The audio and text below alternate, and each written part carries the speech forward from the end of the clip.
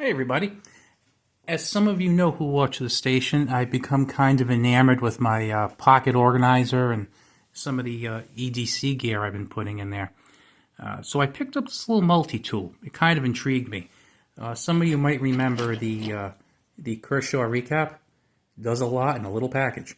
Well, this is a new one I picked up, also a Kershaw. This is the Kershaw PT-2, not to be confused with the Kershaw PT-1. The PT-1 is a little smaller, seems pretty cool though, and it is, I believe, $7.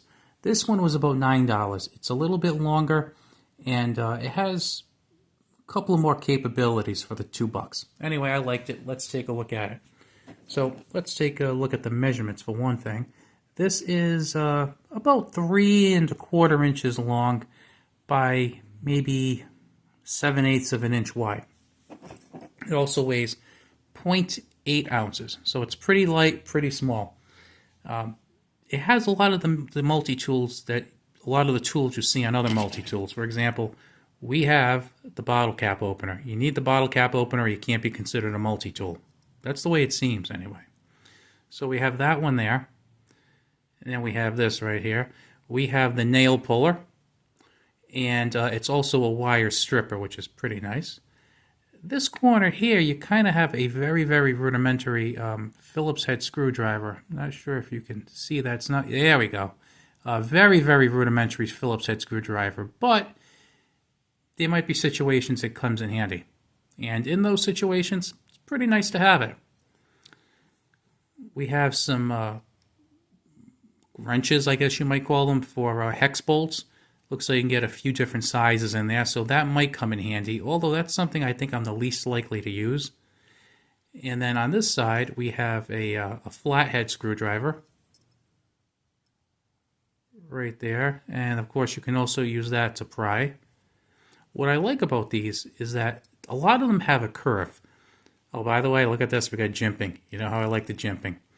And this is made out of 8CR13 MOV steel, so not real high quality, not like some of those titanium ones that are super, super nice, but it also doesn't cost $150.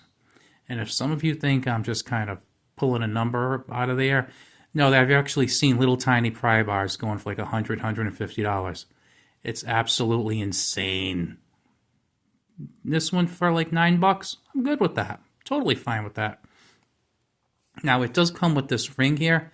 I wouldn't trust this. Like if you're going to hang this on your keychain and put it in your pocket, it should be fine. But if it's the kind of thing where you want to like hang it off your belt or something, it's going to be getting kicked around a little bit. I would not trust this one. I would just kind of like buy like a regular dedicated ring like this one. This one is pretty solid, so that's what I'd go with there.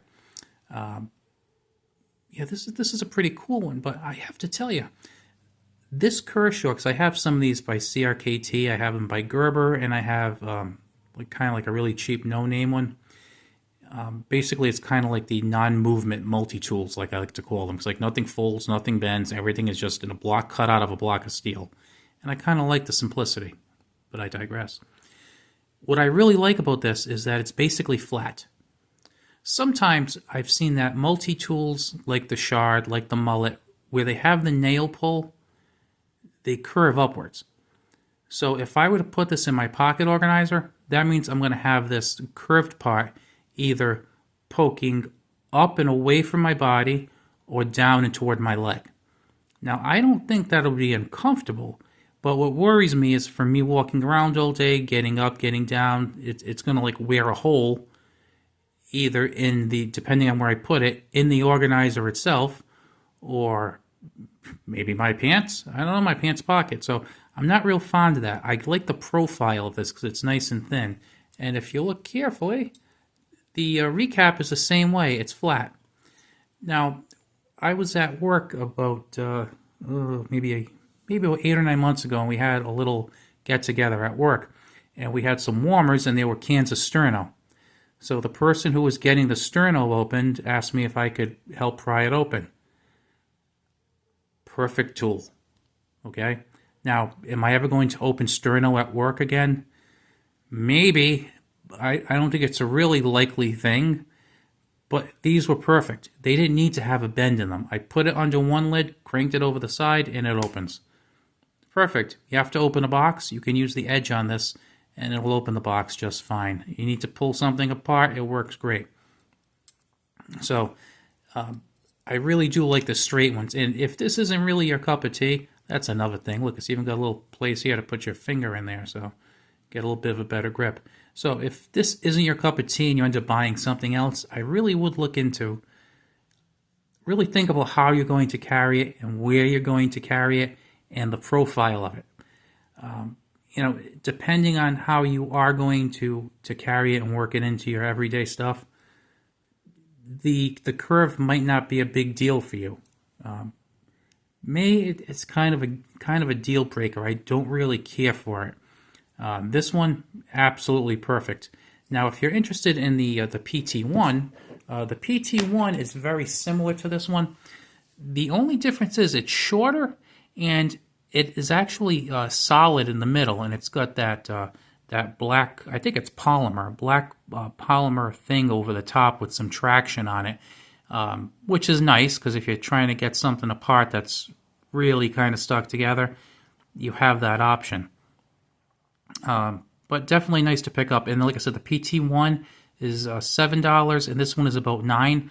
I will put links to both of them in the description in case you want to check them out if you're interested. Like I said, for a little multi-tool / pocket pry bar, I can't think of anything better than one of these two. This one is also about $7, and I highly recommend that. I find them.